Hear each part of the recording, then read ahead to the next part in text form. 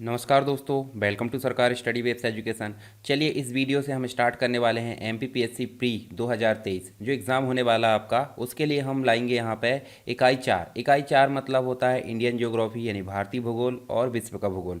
दोनों से रिलेटेड जो चीज़ें हैं उससे संबंध में मैं आपको इम्पॉर्टेंट जो 200 क्वेश्चन है एग्ज़ाम के लिए काफ़ी इंपॉर्टेंट रहेंगे उनकी टेस्ट सीरीज़ लेकर आने वाला हूँ। तो ये कुछ पार्ट में डिवाइड होगी और यहाँ पे मैं आपको कंप्लीट कराने वाला हूँ इंपॉर्टेंट क्वेश्चन।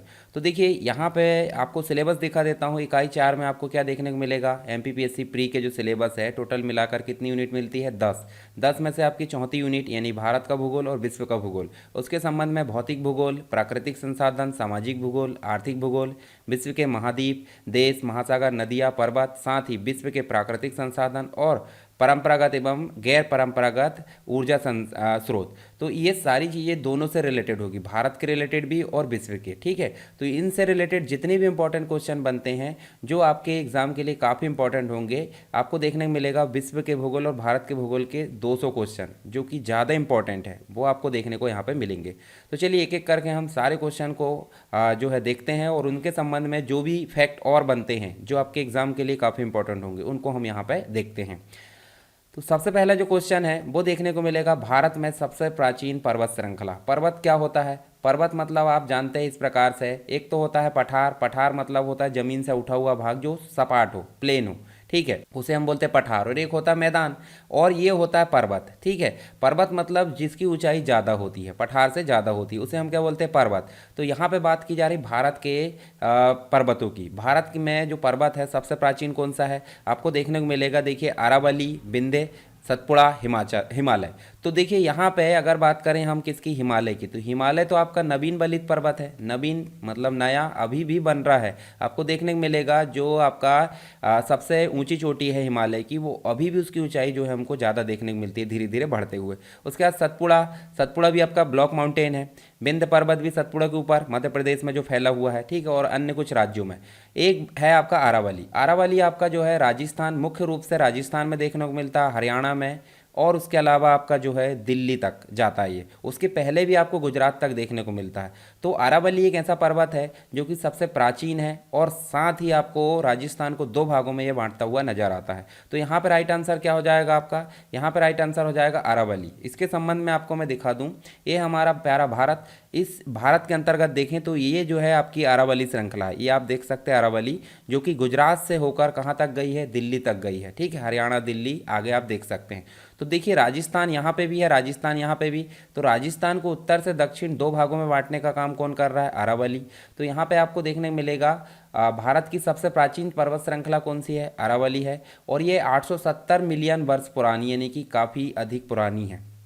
उसके अलावा हम जो है पृथ्वी की उत्पत्ति के अंतर्गत जो युग पढ़ेंगे उनके बारे में भी हम बाद में विस्तार से जब टॉपिक चर्चा करेंगे वहाँ पे बात करेंगे। अरावली पर्वत श्रृंखला भारत के राजस्थान, हरियाणा, गुजरात और जो पाकिस्तान का पंजाब, सिंध, इन सभी में आपको देखने को मिलती है।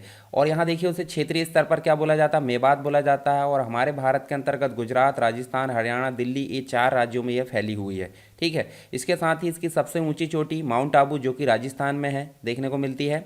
अरावली पर्वत श्रृंखला उत्तर से दक्षिण दो भागों में काटती है किसको, राजस्थान को। इसमें सबसे ऊंची चोटी जो है 1727 है, सिरोही जिले में देखने को मिलती है।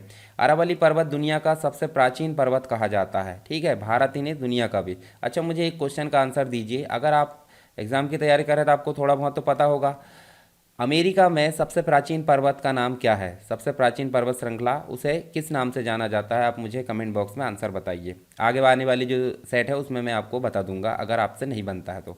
नेक्स्ट क्वेश्चन है, विश्व के जल संसाधनों का लगभग कितना प्रतिशत भारत में उपलब्ध है। तो देखिए टोटल अगर बात करें 100% जल संसाधन में से भारत में कितना है, तो भारत में मुख्य रूप से देखें 4% अवेलेबल है। ठीक है, और हमारे भारत में 32,87,000 कुछ जो है आपका क्षेत्रफल, वर्ग किलोमीटर क्षेत्रफल है।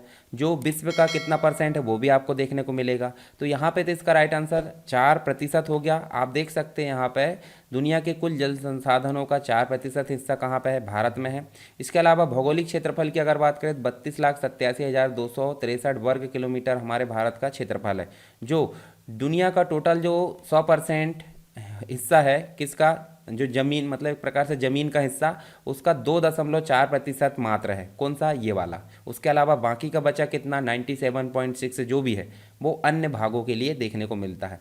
उसके अलावा आबादी की अगर बात करें, आबादी मतलब होता है जनसंख्या। क्या होता है? जनसंख्या। तो दुनिया की 100% आबादी में भारत में कितनी निवास करती है? 18%। ये भी आपको देखने को मिलेगा। भारत में जल संसाधनों का वितरण काफ़ी असमान देखने को मिलता है। असमान का मतलब क्या होता है? मान लो 100% जल संसाधन 100% भागों में देखने को नहीं मिलता समान। कैसे? आप देख सकते हैं यहाँ पे 71% जो जल है 100 में से, वो कुल क्षेत्रफल के 36% भाग में देखने को मिलता अकेले। बचा कितना? 64%। ठीक है, तो 64% क्षेत्रफल में आपका बाकी का जो जल संसाधन 29% ये देखने को मिलता है। देख रहे हैं आप कितनी भेदभाव यहाँ पे, कितनी जो है आपका अन्याय हो रहा है। इसके अलावा देखिए भारत में जल स्रोतों की स्थिति की अगर बात करें, तालाब सबसे अधिक मात्रा में देखने को मिलता है। कितना? 59, यानी कि आप देख सकते हैं लगभग 60%। टैंक जो कि आपका 16 के आसपास देखने को मिलता है। जलाशय 12%। जल संरक्षण योजनाएं, रिसाव टैंक, टोक जो रोक बांध होते हैं वो लगभग 9.5 यानी कि 9% के आसपास देखने को मिलता है। बची क्या? झीलें जो कि 0.9 यानी कि 1%, और 2.5 आपका अन्य स्रोतों के लिए चला जाता है। इसी में से अगर देखें तो 55% के आसपास जो है निजी संस्थाओं के पास इसका जो है क्या है, मतलब एक प्रकार से निजी स्वामित्व देखने को मिलता है जल संसाधन 55%। बचा कितना? 44% यानी 45% के आसपास सार्वजनिक क्षेत्र के पास इसका स्वामित्व देखने को मिलता है जल संसाधनों का। तो ये तो बात हो गई बेसिक रूप से जल संसाधन की। अब बात कर लेते हैं हम उपग्रह सर्वेक्षण से एकत्रित आंकड़े। उपग्रह मतलब सैटेलाइट, जो आप देख सकते हो ऊपर सैटेलाइट देखने को मिलती है। सैटेलाइट के अनुसार भारत के क्षेत्रफल का लगभग कितना प्रतिशत वनों से ढका है? मान लो भारत का क्षेत्रफल अभी हमने देखे 32,87,263 जो वर्ग किलोमीटर क्षेत्रफल है, इसमें से ये तो 100% हो गया। इस 100% में कितना परसेंट जो है भारत में वन फैले हुए हैं? कितने प्रतिशत? तो ये है आपके कितने, आपको देखने को मिलेगा 24% के आसपास। ठीक है, आप देख भी सकते हैं यहाँ पे 24.62% वनों से या पेड़ों से आच्छादित है, यानी कि ढका हुआ है हमारा भारत। ठीक है, भौगोलिक क्षेत्रफल में। और यह क्षेत्रफल जो है 80.9 मिलियन हेक्टेयर है। ये जो 24.62% है, 24.62 यानी 62%, वो कितना है? 80.9 मिलियन हेक्टेयर है। इसके बाद आप देखिए आधिकारिक तौर पर अगर देखें थोड़ा कम देखने को मिलता है। देखिए आपको 7,13,789 वर्ग किलोमीटर, जिसमें आप देखोगे कुल भूमि का ही 21.71% देखने को मिलता है। परंतु जो सर्वेक्षण हुआ था उसके हिसाब से ये देख सकते हैं हम। इसके साथ ही वन आवरण के मामले में मिजोरम सबसे आगे है। ठीक है, मिजोरम जो पूर्वोत्तर राज्य है, सेवन सिस्टर के अंतर्गत आता है, और आप देख सकते हैं 88.93% देख सकते हैं।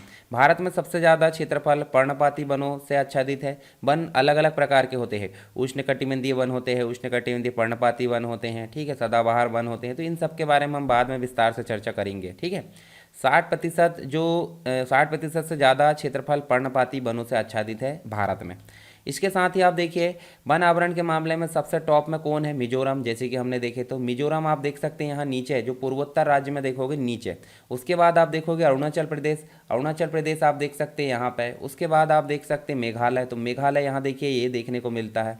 साथ ही आप देखोगे मणिपुर, तो मणिपुर इसके ऊपर देखने को मिलता है। उसके ऊपर देखने को मिलता है नागालैंड। तो आप देख सकते हैं लगभग लगभग पूर्वोत्तर में ही आपको पूरा जो है वन से रिलेटेड टॉप राज्य देखने को मिलते हैं। तो इन्हीं में सबसे ज़्यादा वन देखने को मिलता है। तो ये एरिया में आप देख भी सकते हैं ना, सबसे ज़्यादा यहाँ बारिश भी होती है। आप देखिए मौसिनराम चेरापूंजी जो मेघालय में है, वहाँ पे सबसे ज़्यादा बारिश होती है भारत के अंतर्गत। ठीक है, विश्व की सबसे ज़्यादा बारिश बोल दी है। भारत में सबसे बड़े वन क्षेत्र में देखिए उष्णकटिबंधीय नम पर्णपाती वन, उष्णकटिबंधीय शुष्क पर्णपाती और पर्णपाती, ये आप देख सकते हैं सबसे ज़्यादा कवर इसी से हो रहा है पूरा भारत का वन।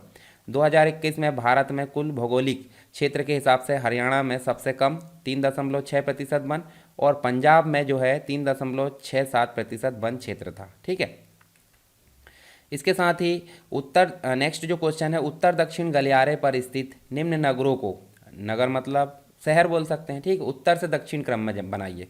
तो आप पहली बात तो जानिए कि जो हमारा भारत है, भारत में ऊपर से लेके नीचे तक जो राजमार्ग, जिससे अन्य जो शहरों की दूरी है उनको कम किया जाए, मतलब आसानी से ट्रांसपोर्ट किया जाए, उसके लिए ऊपर, भारत के ऊपर से यानी जम्मू कश्मीर से लेकर नीचे तमिलनाडु यानी कन्याकुमारी तक एक गलियारा यानी कि एक राजमार्ग बनाया गया, उसी को गलियारा नाम दिया गया।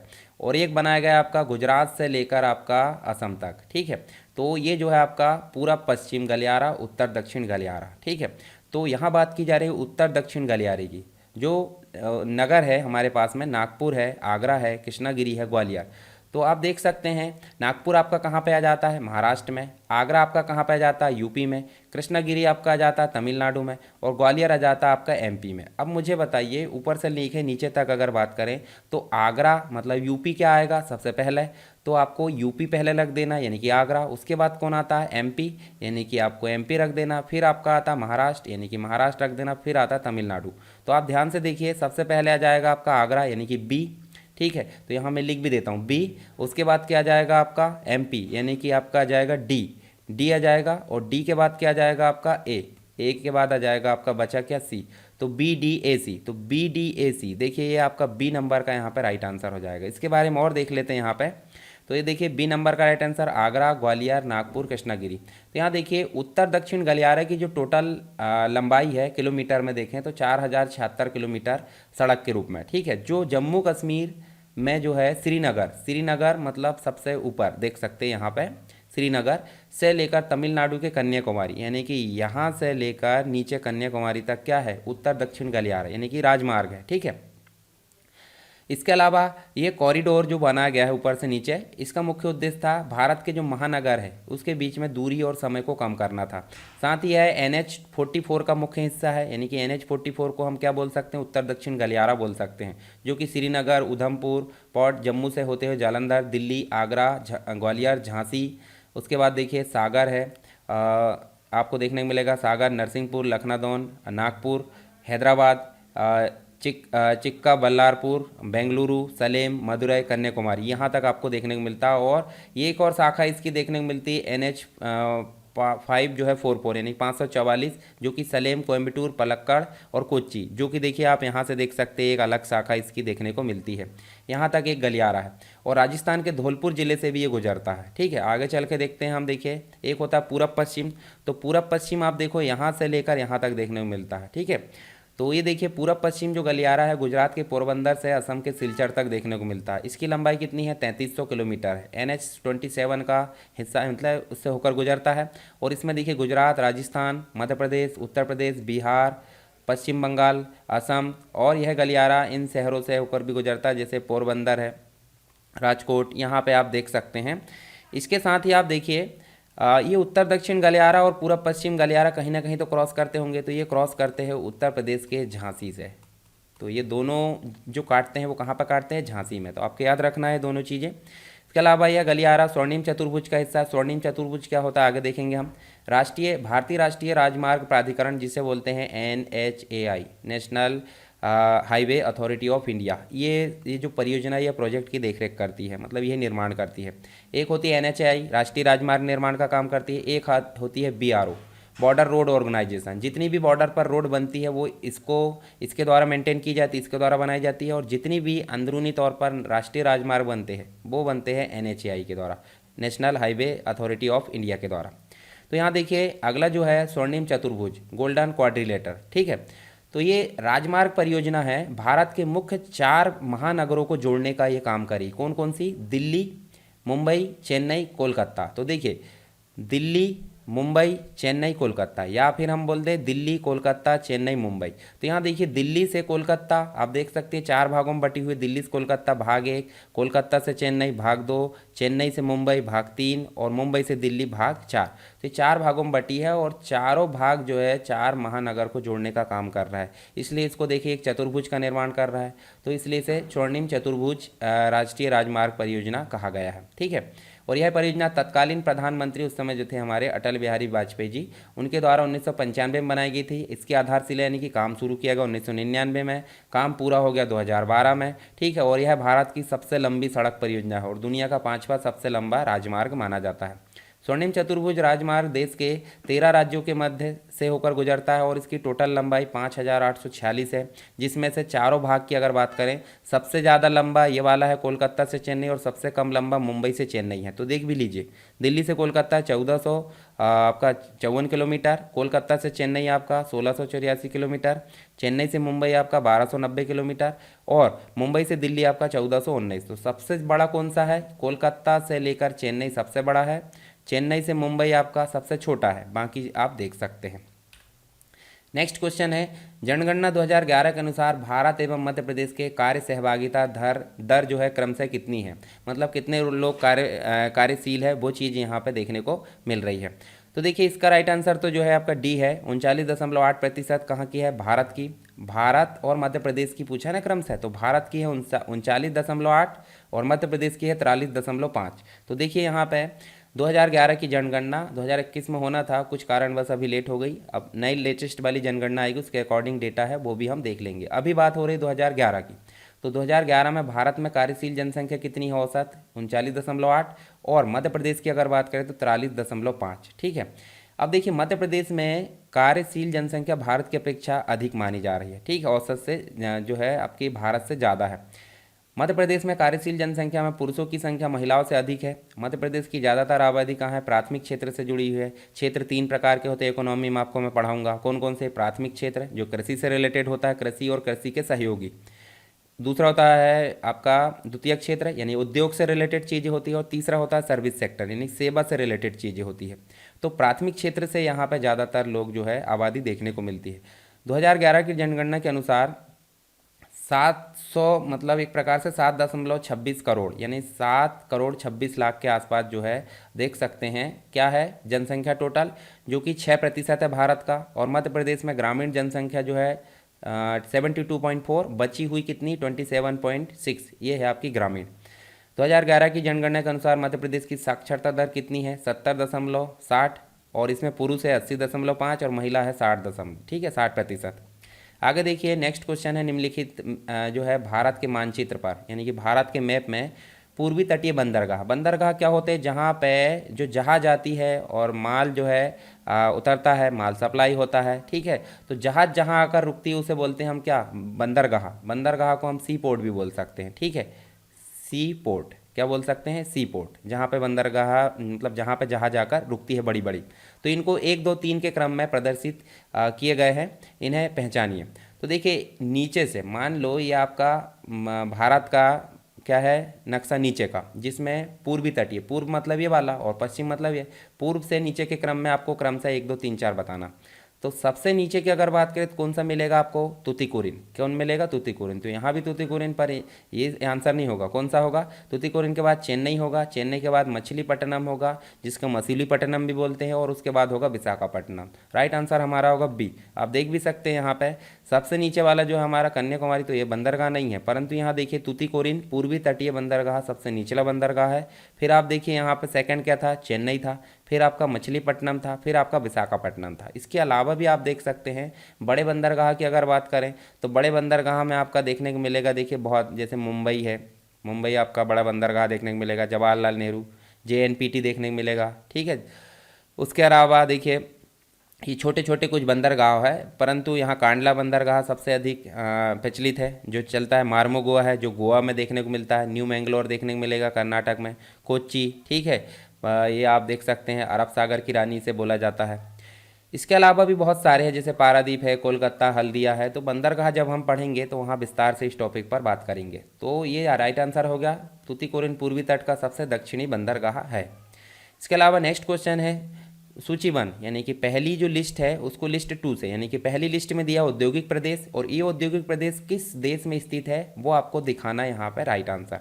तो देखिए लंकाशायर जो प्रदेश है वो आपका देखने को मिलेगा ब्रिटेन में, यूनाइटेड किंगडम जिसे हम बोलते हैं। तो आपका हो गया इसका आंसर सी। ठीक है, रूअर प्रदेश आपका मिलेगा कहाँ पे?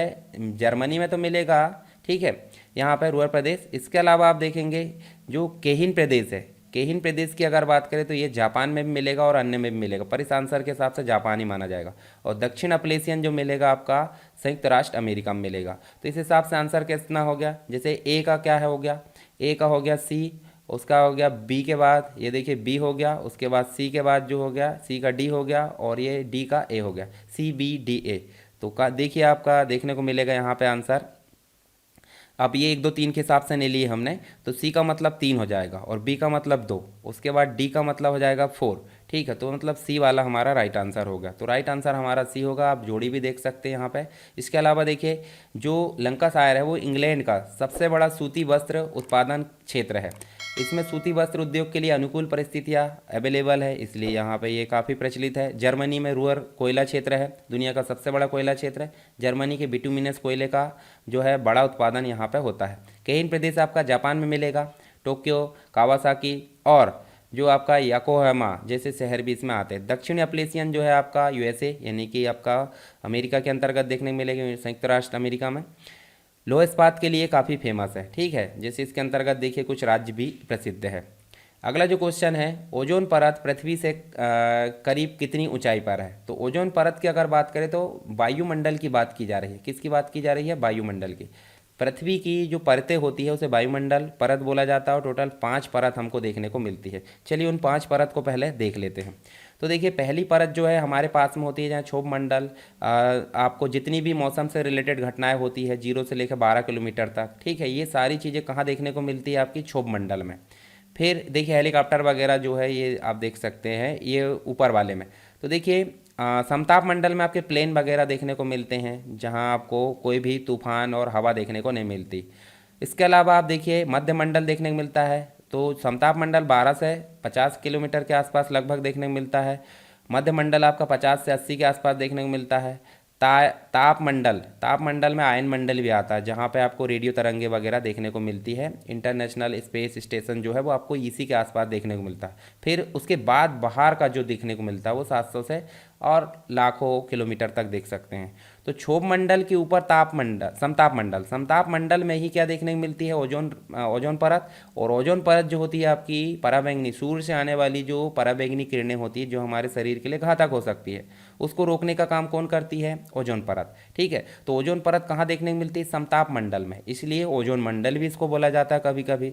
तो यहाँ पे हम देखेंगे पृथ्वी के कुल कितनी परत होती है? क्षोभ मंडल, समताप मंडल, मध्य मंडल, महामंडल और बहिर्मंडल। तो समताप मंडल कहाँ से लेकर देखिए 12 से लेकर 50, तो इसके आसपास ही है। तो हमारा जो आंसर हो जाएगा कौन सा हो जाएगा? 40 से 60 के आसपास होगा, क्योंकि इसी में आपकी मिलेगी ओजोन परत। ठीक है, तो यहाँ देखिए जो रासायनिक सूत्र है ओजोन का वो है आपका O3। इसके बाद ऑक्सीजन का जो है अपरूप है। ओजोन का रंग हल्का नीला होता है। ओजोन परत सुरक्षा कवच के रूप में जाना जाता है, पृथ्वी की यूवी किरणों से बचाता है। डॉप्सन में ओजोन परत की मोटाई जो है मापी जाती है। ओजोन परत ध्रुव पर मोटी और भूमध्य रेखा पर पतली होती है। साथ ही क्लोरोफ्लोरोकार्बन यानी CFC बोल सकते हैं कि गैस ओजोन परत में क्या होती है? इसके लिए नुकसान करती है और इसमें छेद करती है। ओजोन परत का 90% जो भाग है समताप मंडल में पाया जाता है, इसलिए समताप मंडल को ओजोन मंडल भी बोला जाता है। और समताप मंडल कहाँ है? क्षोभ मंडल के ऊपर और जो मध्य मंडल है उसके नीचे, यानी कि मिडिल में एक देख सकते हैं आप। जैसे यहाँ भी देखें ना, ये देखिए इस प्रकार से मध्य मंडल के नीचे और क्षोभ मंडल के ऊपर।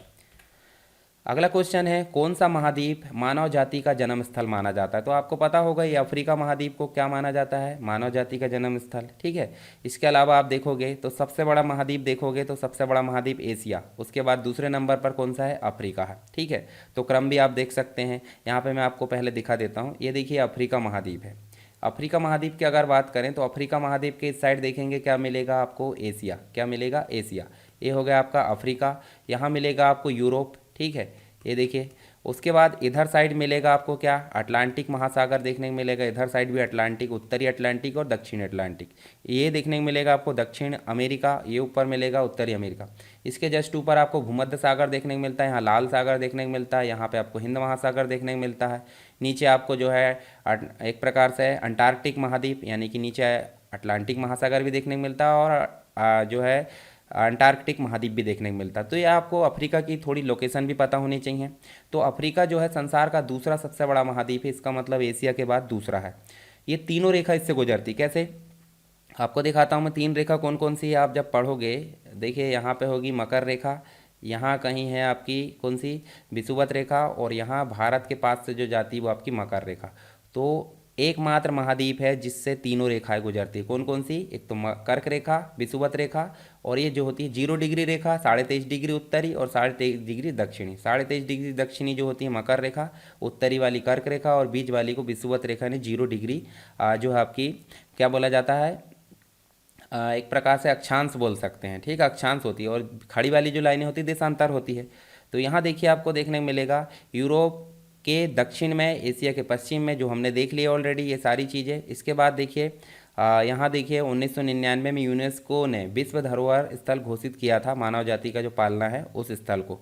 और दक्षिण अफ्रीका के 8 विश्व धरोहर स्थल भी इसमें से एक माने जाते हैं, मतलब 8 टोटल है ये। अगला जो है, निम्न में से किस गैस की प्रतिशत मात्रा सबसे कम होती है? तो आपको वायुमंडल में देखने को मिलेगा सबसे ज़्यादा होती है नाइट्रोजन, दूसरे नंबर पर कौन होती है? ऑक्सीजन, तीसरे नंबर पर होती है आपकी ऑर्गन, और कार्बन डाइऑक्साइड आपकी होती है चौथे नंबर पर। तो नाइट्रोजन की जो मात्रा होती है 78%, जैसे आप यहाँ देखिए 78, 20% यानी 21 के आसपास ऑक्सीजन, फिर 0.93 ऑर्गन होती है, कार्बन डाइऑक्साइड होती है 0.04, जल वाष्प होता है 0.4%, अन्य गैसें होती है, और सबसे देखिए कम मात्रा में पाई जाने वाली नियोन, हीलियम, मिथॉन, क्रिप्टॉन, हाइड्रोजन, ये चीज़ें देखने को मिलती है। तो आपका राइट आंसर हो गया बी, कार्बन डाइऑक्साइड। नेक्स्ट है, विज्ञान के किस क्षेत्र में आप जो है व्हाइट डॉफ या श्वेत वामन बोल सकते हैं? इसको हिंदी में क्या बोला जाता है? श्वेत वामन। ठीक है, व्हाइट डॉफ इंग्लिश शब्द है, श्वेत वामन इसका हिंदी शब्द है। तो श्वेत वामन जो है आपका एस्ट्रोनॉमी यानी कि खगोल शास्त्र में पढ़ा जाता है। एस्ट्रोनॉमी किसे बोला जाता है? एस्ट्रोनॉमी का मतलब होता है पृथ्वी के बाहर की जो दुनिया है, जैसे ब्रह्मांड है, तारे हैं, तारों का बनना है, आकाशगंगा, दुनिया भर का जितनी भी चीज़ें हम ग्रह नक्षत्र का अध्ययन करते हैं वो कहलाती है एस्ट्रोनॉमी, और एस्ट्रोनॉमी को हिंदी में बोला जाता है खगोल शास्त्र। तो हम देख लेते हैं यहाँ पे कृषि यानी एग्रीकल्चर पता है आपको, जेनेटिक्स बायोलॉजी के अंतर्गत आता है, एंथ्रोपोलॉजी भी। ठीक है, तो देखिए तारों का बनना मतलब जो भी मतलब एक प्रकार से ब्रह्मांड के अंतर्गत जो विरल गैस थी, शुरू में विरल गैस क्या हुई, धीरे धीरे जो है आपका विरल गैस रहती है, और जो गैस है कुछ आकर्षण के कारण क्या हो जाती है, अपने पास मतलब इकट्ठा हो जाती है। ठीक है, पास में इकट्ठा होने के कारण उसमें रगड़ होती है, और रगड़ होने के कारण जो है वो आग पकड़ लेती है। जब वो आग पकड़ लेती है तो वो बन जाती है क्या? तारा। और तारा बन गई मतलब एक ईंधन। ईंधन का मतलब होता है हाइड्रोजन का हीलियम में निर्माण। और जब इसमें ईंधन होता है तो ईंधन किस रूप में होता है? ईंधन होता है प्लाज्मा के रूप में। किस रूप में होता है? प्लाज्मा। जैसे हमारी गाड़ियों में ईंधन होता है पेट्रोल के रूप में, भाई तारा में कोई ना कोई कारण से तो प्रकाश होगा, तो किस रूप में होता है? वो हाइड्रोजन से हीलियम बनता है, और किस किस कारण बनता है? मतलब प्लाज्मा के कारण प्रकाश होता है। पर कभी ना कभी पेट्रोल खत्म होता है, उसी प्रकार इसमें भी तो ईंधन खत्म होगा। तो एक स्थिति ऐसी आती जब ईंधन कम होने लगता, तो उसका आकार धीरे धीरे क्या हो जाता है? बड़ा, और ईंधन कम होने लगता है, यानी कि प्लाज्मा कम होने लगता है, तो लाल होने लगता है, इसलिए उसका नाम पड़ गया लाल दानव। अब ये दो कैटेगरी बनती है। इसका द्रव्यमान होता है, सूर्य का द्रव्यमान होता है कि नहीं? सूर्य का द्रव्यमान मानो 100%, 100% का 1.5 गुना, 1.5 गुना मतलब आप बोल दो 150%। तो सूर्य के द्रव्यमान के 150% से अगर कम है इसका द्रव्यमान, तो वो कहाँ जाएगा? श्वेत वामन, यानी कि आपका बनेगा व्हाइट ड्रॉप। क्या बनेगा? White drop. और इस ये जो होता है जीवाश्म तारा, यानी कि अंतिम बार चमकेगा और आपका एंड हो जाएगा। जब ईंधन खत्म हो गया तो क्या, फिर चमकने की बात ही खत्म हो गई, काला वामन बन जाएगा, चमकना बंद, छोटे तारे का अंत हो जाएगा। केस 2 बनता है कि जब सूर्य के द्रव्यमान से जो 1.5 गुना, सूर्य का द्रव्यमान का 1.5 गुना से अगर अधिक होता है इसका द्रव्यमान, तो ये बड़ा तारा यानी कि अभिनव तारा या सुपरनोवा तारा भी इसे बोला जाता है। 4 कैटेगरी होती है। सबसे पहले बनता है न्यूट्रॉन, फिर बनता पल्सर, तेज तेज घूमने लगता है, फिर कोई सर आखिरी स्थिति में चुंबकीय जो क्षमता देखने को मिलती है यहाँ पे, और आखिरी में जो है ये ब्लैक होल का निर्माण करता है। ठीक है, ब्लैक होल आप समझते होंगे, जहाँ पे आप जो है एक ब्लैक होल मतलब जहाँ पे प्रकाश आ जा नहीं सकता, कुछ भी चीज़ें नहीं हो सकती, निर्वात हो सकता, वहाँ पे इसे ब्लैक होल बोलते हैं। तो आपको तारों का जो बनना है वो चीज़ें समझ में आ गई होगी। और यहाँ पे ये क्वेश्चन भी देख सकते हैं, व्हाइट डॉट मतलब सफ़ेद वामन, श्वेत वामन, जो खगोल शास्त्र यानी कि एस्ट्रोनॉमी से संबंधित है। तो यहाँ पे हमारी बेसिक चीज़ें कुछ क्वेश्चन हमने डिस्कस किए, आई होप आपको समझ में आ गए होंगे। अगर आपको ये ऐसी चीज़ें अच्छी लगी है तो आप कमेंट बॉक्स में बताइए, मैं और आगे जो है आपके लिए ऐसी ही सीरीज रेगुलर एक दिन में जो है आपकी ज्योग्राफी और पॉलिटी 2 चीज़ों को लेकर आऊँगा। और अगर समय बचा तो हम आगे और बची हुई यूनिट को भी कवर करेंगे, आपके एग्जाम के लिए काफ़ी हेल्पफुल होगी। आप टेलीग्राम चैनल ज्वाइन कर लीजिए, पीडीएफ अगर प्राप्त करना है तो सरकार स्टडी बेस इसका @ यूज़र नेम है, या फिर SSW एजुकेशन PDF जो डिस्क्रिप्शन बॉक्स है उसमें आपको लिंक मिलेगी, वहाँ से ज्वाइन कर लेना, और उसमें आप जो है सारी PDF को देख सकते हैं। तो चलिए मिलते हैं नेक्स्ट क्लास में, तब तक के लिए जय हिंद।